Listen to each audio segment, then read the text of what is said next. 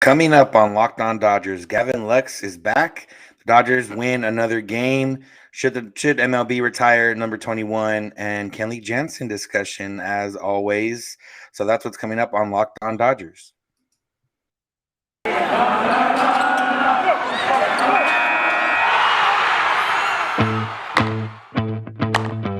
You are Locked On Dodgers, your daily Los Angeles Dodgers podcast. Part of the Locked On Podcast Network, your team every day.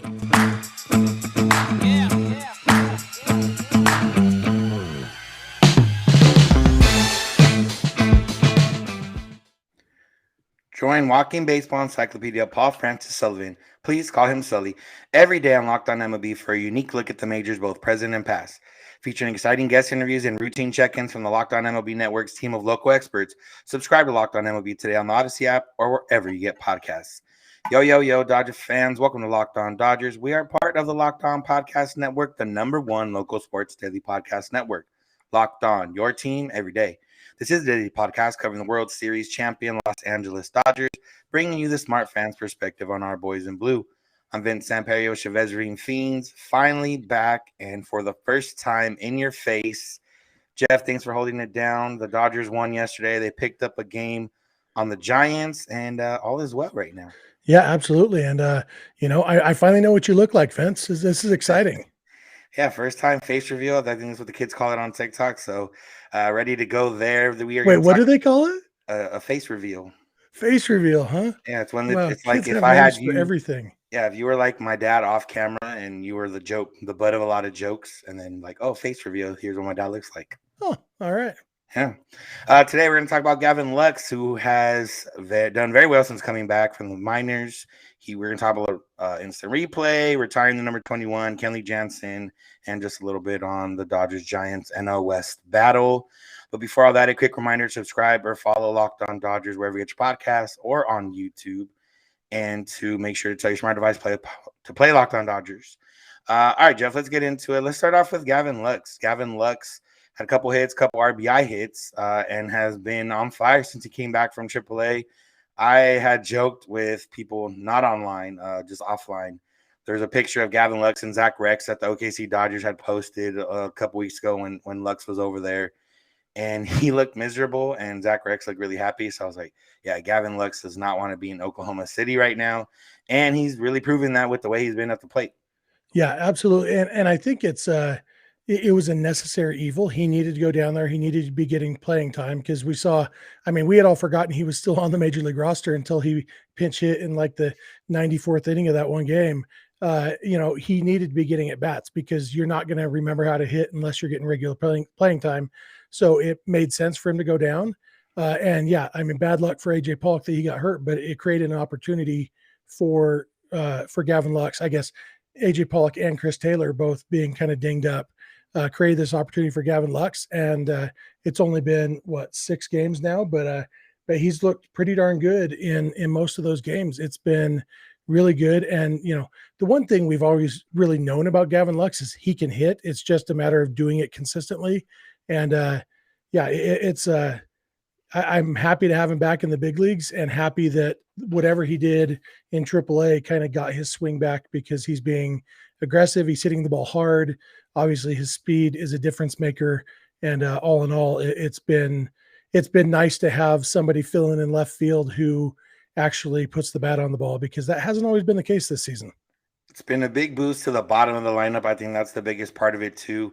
The Dodgers bottom of the lineup with Cody Bellinger still being in there when people were hurt, with Austin Barnes in there occasionally, with Billy McKinney and Steven Souza Jr. getting at bats here and there.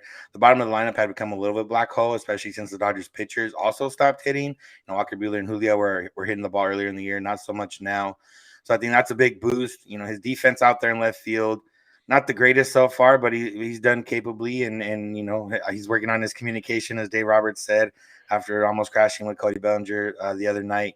So it's something that the Dodgers needed because their offense had been struggling, and it's probably more coincidence than anything, but the offense has been on fire the last few days. Obviously, they're playing the D-backs, but it's not like they were getting shut down by world beaters even before then.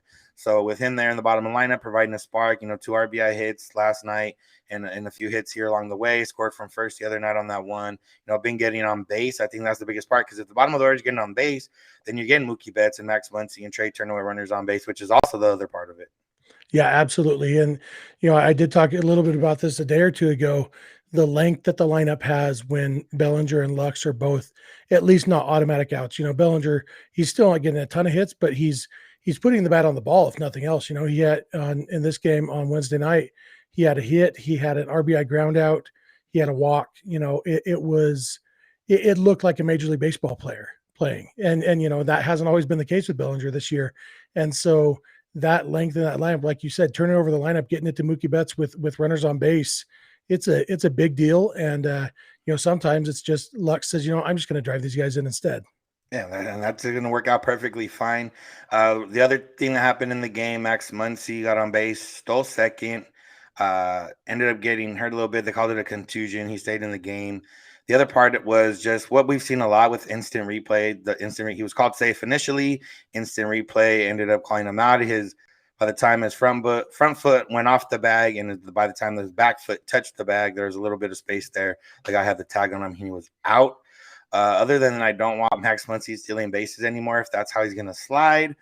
Should the instant replay be tweaked? I'm not sure we've ever really talked about this specifically, or at least if we have, it's been a while, but it's one of those where it's not really the spirit of what it was meant to be for instant replay, but it's kind of become the biggest thing that's emerged from instant replay. Yeah, for me, the big problem is the way Major League Baseball implemented instant replay. They basically just copied the NFL system, which, if there's one thing everybody in the world agreed with before MLB implemented instant replay, it was that the NFL's replay system sucked. And MLB said, okay, we'll just copy that. Relying on manager challenges, it's ridiculous to me. And what they ought to do is just have a fifth umpire on every crew. It creates more umpire jobs. Call up some guys from the minor leagues, umpires, and have a fifth guy. So instead of rotating the 4 bases, you rotate the 4 bases, and then the fifth game, you are in the video room and have an umpire whose job it is to watch the game. Right now, every team has a video guy who's watching and quickly rewinding. Oh, did they get this call wrong? Have that be an umpire doing that instead. And because most of the time, like there was one a night or two ago that it was one that on the first replay, we could see, yep, umpires missed that call. And then in real time, then after we saw that they missed the call, then the camera changes to the D-backs bench coach on the phone and him saying, let's review. And then the manager saying, let's review. And then the umpires waddling over and putting on headphones and getting the word from New York. And it was a super quick replay review, but just all the time in between, it was still over a minute from the time that we all knew that they had missed the call to when they said, yeah, we missed the call. And if you had instead a fifth umpire, he could say, oh yeah, we missed that. Hit a little speaker to the crew chief. Hey, you missed that call. Change it. Boom, change it. And so A, it would be quicker. B, they would get more calls right. And C, they could say, you know what? We're going to choose not to enforce this rule. I don't think you need to change the rule. Oral Hershiser was talking during the game, and I understand the sentiment. He said that they should change the rule so that as long as you're not trying to go to the next base, once you're safe, you're safe. I don't think you need to change the rule because, honestly, I don't think it's that big a problem that guys who get tagged while they're not on the base are being called out. But if they decide, you know what, this isn't the spirit of replay, okay, if you have the fifth umpire doing it, we just won't make that call. We won't change calls like that. And easy peasy. So everything about the system would be better if they just do it the way I said, #Jeff for commissioner. That would make it everything a lot easier. Although, with MLB, they probably don't usually like making things easier. The other part is, I kind of like just having the coach decide when to, but I would prefer it also without, having a video coordinator, waiting for your video coordinator to do it. Just, hey, real quick, instant time, same thing as umpire. You had instant time to look at it. Do you want to review it or not, and go forward from it? And also just getting rid of the, have someone look at it without knowing what was called, and then they can decide from there what the outcome is. Yeah, and I'd rather just have them get more calls right. Yeah, well, we'll see what happens. MLB, well, there'll probably be something in between what we just talked about. Probably. We're gonna come back. We're gonna talk a little bit about Kenley Jansen and maybe a couple other guys from the bullpen. So make sure to keep it locked on Dodgers. Does this sound familiar? You've got a device that lets you watch the game live, which is probably the Dodgers. Another one that lets you stream your favorite shows. Maybe somebody else in the room is watching those. You're watching sports highlights on your phone, catching up on the Giants, see where they're at, and you got your neighbor's best friends log in for all the other good stuff. Well, I want to tell you about a simple way to get all that entertainment you love without the hassle, and a great way to finally get your TV together. It's called DirecTV Stream, and it brings your live TV and on-demand favorites together like never before, so you can watch your favorite sports, movies, and shows all in one place.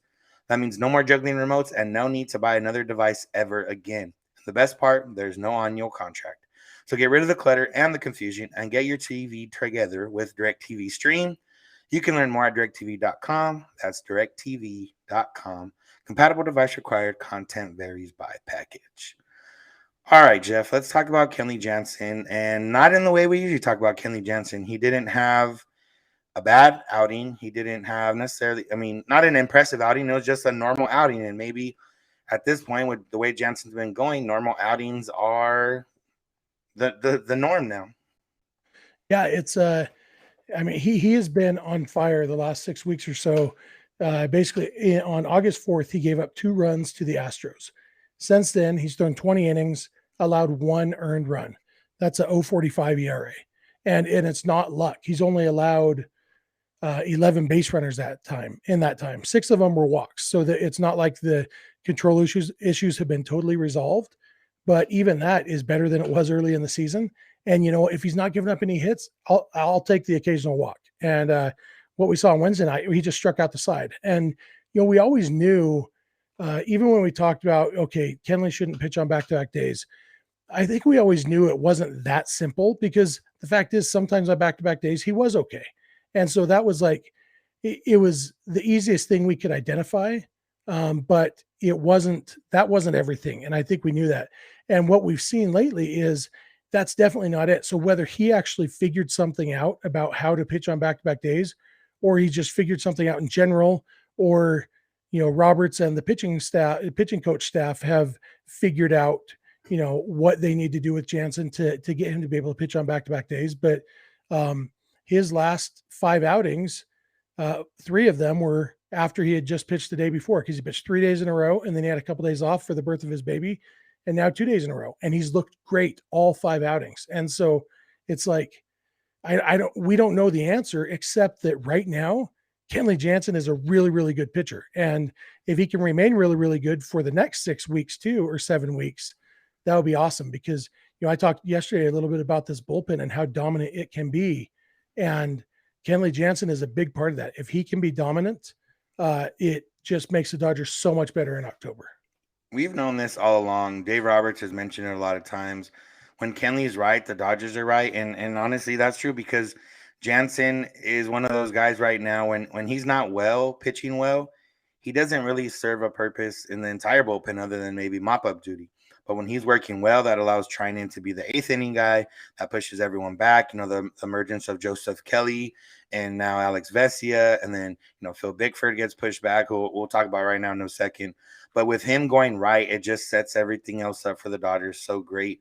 And with the playoffs coming up, it's a good sign that Jansen can be used on back-to-back days. Whether it's he found something in his mechanics, which is always been an issue the last few years, and things of that nature. And then, I think the other part too, and there was an article, I don't know if we touched on it or you touched on it over here the last few days, but Kenley Jansen went to a therapist over the offseason. He didn't use the team one. He found his own.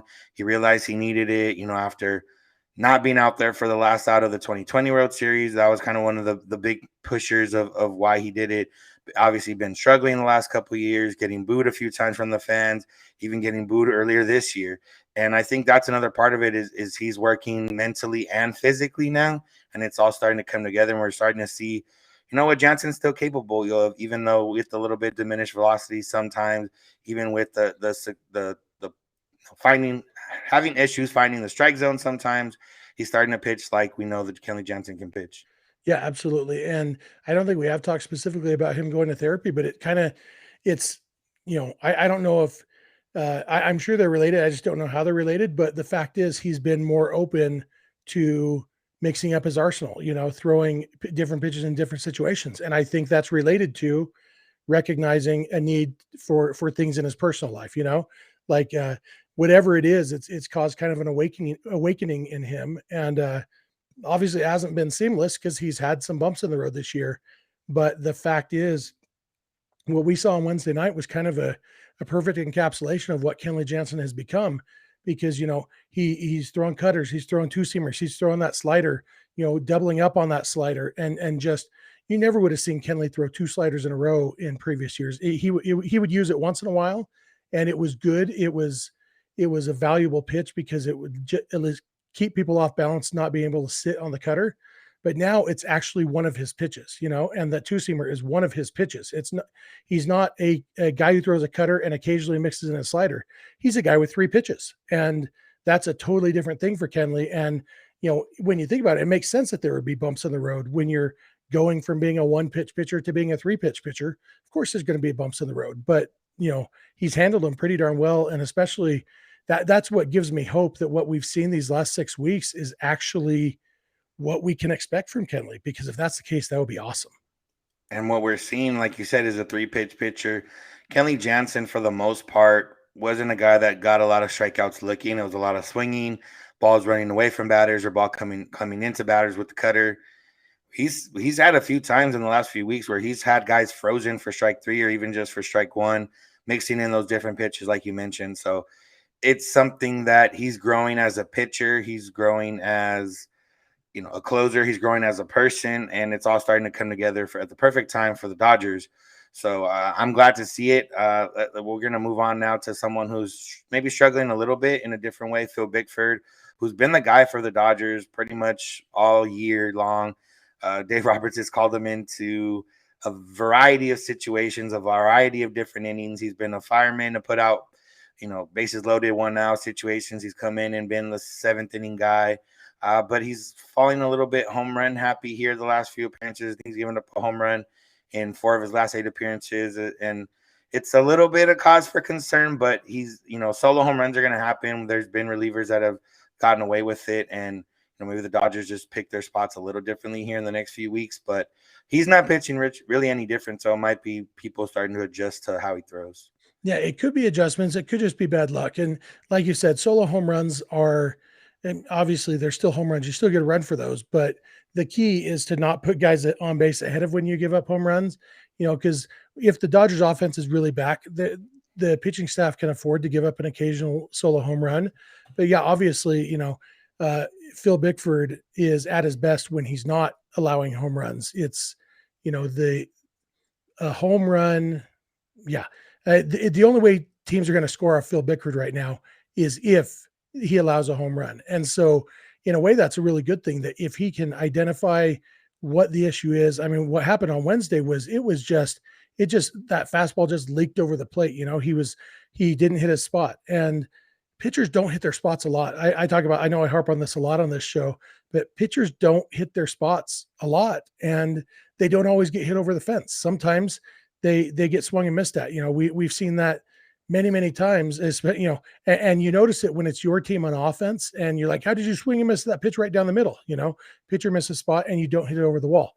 And sometimes they do. And so that's why I'm inclined to feel like this is maybe just bad luck for Phil Bickford, that, his mistakes, his missed spots happen to be getting hit over the wall more often. And if that's the case, then that's probably going to even out. But if not, it is something he needs to identify. And obviously the main answer is hit your spots better, so then you don't have to worry about guys taking advantage of your mistakes or not. Just don't make as many mistakes.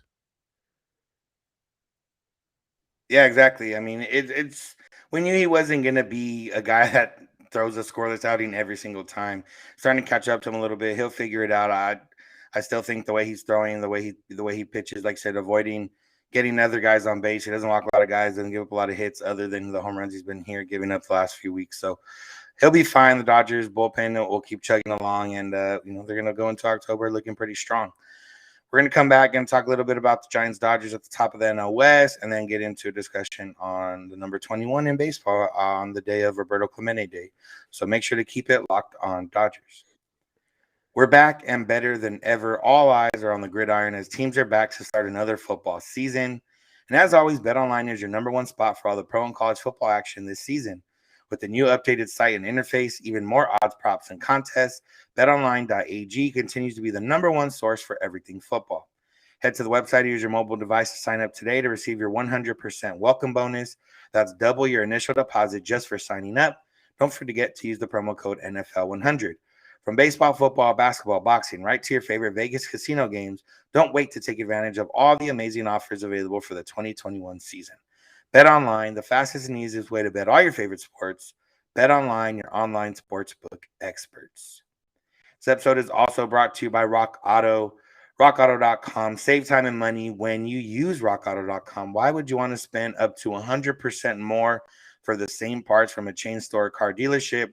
Deal with people that, let's just face it, dealing with people is not as fun as being online shopping. That's why online shopping has shot up here the last few years. And Rock Auto is a family business that's been serving people online for over 20 years. Their prices are reliably low for every customer, not like those stores, which charge less to those that are mechanics or maybe work at a dealership. And they have everything you could need, from brake parts, tail lamps, motor oil, even new carpet. RockAuto.com has an easy-to-use website. You should head there today to find the solution for all your auto part needs. So head to rockauto.com, see all the parts available for your car, truck, right? Locked On in their How Did You Hear About Us box, so they know we sent you. Amazing selection and reliably low prices. All the parts your car will ever need. rockauto.com. All right, Jeff, the Dodgers finally gained a game on the Giants. The Padres handled them, not without some sweating, but the Padres did a good job and won. Dodgers are now 1.5 games back. The half game will be made up on Thursday as the Giants play. The Dodgers do not. Realistically, it's probably going to be 2 games, but, the Padres might pull something and end up helping out the Dodgers again. But just the top of the West, the only 2 teams that have clinched a playoff spot, the Dodgers and the Giants. Both teams hovering around 40 games over 500. Clearly both the best teams in baseball. And honestly, just, been juggernauts here. The Dodgers, I believe, heading into tonight's game, had gone like 39-10 the last whatever games that adds up to, and the Giants had been 39-11. So they've both been on fire for a long time now, and hopefully it's leading to a collision course in the NLDS. But hopefully that with the Dodgers waiting for the Giants to win the wild card game. So are we just going to pretend that you just struggled with 39 plus 10? Yes. All right, cool. Yeah, the Giants, they're really good. And it was almost a surprise. The Padres are up 7-5, and it was during the 9th inning. So I think most of us, you were at the game. I don't know if you had the Giants Padres game up on your phone. Yeah, I had it on. Yeah. And, I was watching the Dodgers game on my TV and the Giants on my phone, and they had first and second, nobody out, down by 2. Like, oh, here it comes. And then Emilio Pagan got 2 pop-ups and whatever the third out was, and it's like, wow, that things didn't go exactly right for the Giants. Like, and I'm sure that's not accurate. I'm sure that's how it seems to us, but Giants have had injuries too this year. It's not just devil magic, but there's definitely some devil magic. And it was a relief and a surprise to see the Giants just be a regular team that got down and didn't come back and win. And I could go for more of that. Definitely go for more of that. They got the Padres one more time. This weekend, they got the Braves, who are currently in first place, but have also been struggling, although none of the teams below them have really made them push for it. Either way, the Braves need to win. The Dodgers are playing the Reds, who also need to win, but I believe the Dodgers are a significantly better team than the Reds, so shouldn't matter too much. But either way, like I said, it's just one of those where if the Giants had pulled that game out last night, it seemed a little bit more of, okay, it's inevitable that they're probably going to end up winning the division. The Dodgers are going to end up playing a team that they finished 15 to 20 games ahead of in a wild card game. And even if it all should work out for the Dodgers on paper, it's still scary having it all come down to just one game, because the depth the Dodgers have doesn't necessarily help them out too much in a one-game playoff. Yeah, for sure. And the fact is the Dodgers are going to have to beat a lot of teams to win the World Series this year. And, if they have to beat one of them in a one-game series, so be it. Obviously, hopefully they don't have to play a one-game series just because anything can happen. But the Dodgers have either Buehler or Scherzer going in that game. They're going to be favored. They're going to be going against a team that's not as good as them, with one of the best, either the guy who wins the Cy Young Award or the guy who finishes like third in the Cy Young Award voting going in that game. And so, they're going to win the wild card game if they're in it. But obviously we'd rather have them not be in it, even if just so that they can have home field advantage in the division series. But it would be really nice if the Padres can pull through one more time and the Dodgers can go into the weekend only down by a game, because that is really doable. That would be very ideal. All right, let's move on to our last topic. You saw a few Dodger players wearing the number 21 yesterday that aren't normally the number 21. Albert Pujols, Justin Turner, and there was one more, I believe. Oh, Max Scherzer all wore 21. I think Kershaw was too. Yeah, and Clayton Kershaw. All guys that have previously won the Roberto Clemente Award, whether for their team or for the entire league. And it's a discussion that has happened a lot here, especially here in the last few years, kind of a social media campaign of sorts with the hashtag Retire21. They've made Roberto Clemente Day every day, September 15th now. It was kind of a fluctuating day, and now it's a for sure every day. The Pirates all wear number 21. At this point, anyone can request to wear number 21. So far, it's been mostly the Puerto Rican players or players that have won the Roberto Clemente Award before. But yeah, Jeff, I mean, retiring a whole number across, obviously Jackie Robinson has it. He broke the color barrier, has a big impact. But for when it comes to Latino players in a almost Latino dominant sport right now, retiring 21 just kind of makes sense to me a little bit. Yeah, and this is something. It's funny, even though we're a Dodgers podcast, you and I both have pretty strong connections to Roberto Clemente.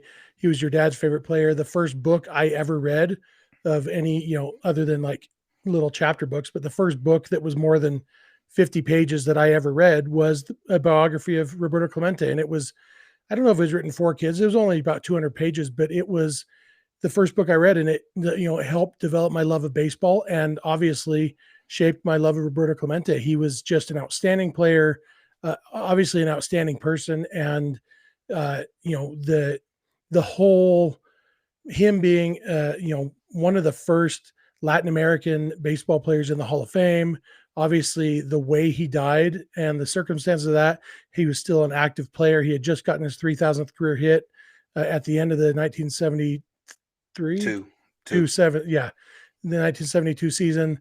And then he was on a humanitarian trip and his plane crashed and he died. Like he was only, I think, 37 years old. He probably would have been one of those guys who he probably would have finished his career with 3,700 hits or something, would have been, like third or fourth all time in hits. Plus he was a great defender. So like on the field and off the field, it's hard to argue against Roberto Clemente being one of a kind. And for me, that's kind of what it boils down to is Jackie Robinson's number is retired because he was one of a kind. He was the person, some of that was circumstantial luck of the draw. It was because Branch Rickey chose him to be the guy to break the color barrier, but he chose him for a reason, that Jackie Robinson was picked for a reason. It wasn't luck. It was, this is a guy who it should be him. And, Roberto Clemente was a different situation, didn't face quite what Jackie Robinson faced, but, having that language barrier and everything things that, people like me and even you, just growing up in the United States with English as our first language, you don't even think about how hard that would be to be playing in a different country with a language you barely know and going out and doing what he did. And I honestly believe if it wasn't for Roberto Clemente, a lot of Latin American baseball players wouldn't have followed that dream, and whether it was teams wouldn't have invested as heavily in Latin America, plus the players wouldn't have, so we might not have a Yadier Molina and a Fernando Tatis Jr., all these guys who, and like you said, it's kind of Latino dominated right now. Vlad Guerrero Jr., another, his dad came from the Dominican Republic, his dad and his uncle, Wilton Guerrero, that was because Wilton Guerrero was there because the Dodgers invested heavily in the Dominican Republic, partly because of Roberto Clemente. So when you look at what he put into action, not on purpose and not, as a grand thing, but just because of who he was and how he played and who he was as a person. I think, right now it's pretty special that 42 is the only number that's retired around baseball. And I wouldn't want there to be very many more, but I think there's room for one more. Yeah, that's the biggest thing is probably why it's been avoided so far is you get into maybe a slippery slope situation. But like you said, it's one of those where who else could it be? Like there's really not that many players these days that are going to do anything, remarkably enough to get their number retired. And there really hasn't really been anyone clamoring for anyone other than Roberto's 21 to be retired. So it's one of those words. It's the right time, right, right person, right everything. And it's funny because, the parallel between Jackie and Roberto is Jackie was, Branch Rickey said that he was kind of handpicked because of how he knew he wouldn't react to certain things, wouldn't, be not submissive, but just, be dominant in a different way. Whereas Roberto was outspoken, was the guy that, demanding the extra car or demanding a car for the Black and Latino players to be able to drive and get food at places that were serving them instead of waiting on the team bus while all the white players ate at the whites only restaurants. He was the one out there, not wanting the media to change his name to Bob from Roberto. He was out there doing interviews in Spanish and English. He was one of those guys that just said everything for it. And the more you look into him, the more you think, man, this number does really need to be retired. And I think that's kind of where I'm at right now. I've obviously, know who he is. I know who he was as a player, but it's kind of breaking down into everything else that I just mentioned. And there's countless more things that he did just off the field. I think it's one of those where, and you see that, Yadier Molina has been very outspoken about it. Kike Hernandez was outspoken about it last year when everyone wore 21 on the Dodgers. And it's just one of those things where it makes sense. And I'm not sure, what exactly they would be waiting for, what exactly the hesitancy is. There's obviously a lot of players that wear 21, and it would be kind of how 42 was, where they'll get to wear it till they stop playing, and then after that, it'll be retired for whatever team it is. Yep. Yeah, Jackie Robinson was the right guy at the right time, and Roberto Clemente was the right guy to kind of take up that mantle and take the next step for sure. Yeah. All right, Jeff. I mean, we're both in agreement there, which happens a lot on this, but I think it's a good agreement there. You got anything else before we head out? I think I got one thing, but we'll save it for tomorrow's episode. Yeah, no, I think that's it. We do have an off day tomorrow. We're going to be doing a Spotify green room. And because we're doing this on YouTube now, and there's no real way to integrate the green room with the YouTube. So we'll be doing a green room that won't be part of an episode. So if you want to hear what we have to talk about on green room, you're going to have to show up there. What time are we going to do that, Vince? Yeah, let's, I don't know, shoot for the middle of the day. If you're open, I'm open. Yeah, we'll do it midday. We'll tweet out the time exactly. And yeah, so join us there. And then obviously then we'll have another episode for you tomorrow morning. Yeah, we got a few good things to talk about here. Big series coming up this weekend and a couple other things that we maybe missed out on here the last few days. So that's going to do it for today's episode. Thank you all for listening. Make sure to follow or subscribe Locked On Dodgers, wherever you get your podcasts, or now on YouTube and see our faces. Make sure to follow us on social media, Twitter and Instagram at Locked On Dodgers. Make sure to follow Jeff on Twitter at Snider. I'm at Vince Samperio. You can DM us on any of those accounts for any questions, comments, or concerns. You can also send them via email, lockedondodgers@gmail.com, or you can send us a text or leave us a voicemail at 323-863-5625. We're here every weekday morning, and we hope you'll be with us. When you get in your car or if you're at home, tell your smart device to play podcast Locked On Dodgers.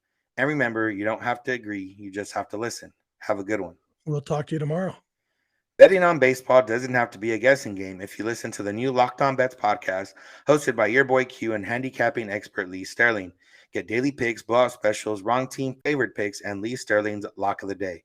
Follow the Locked On Bets podcast brought to you by BetOnline AG, wherever you get podcasts.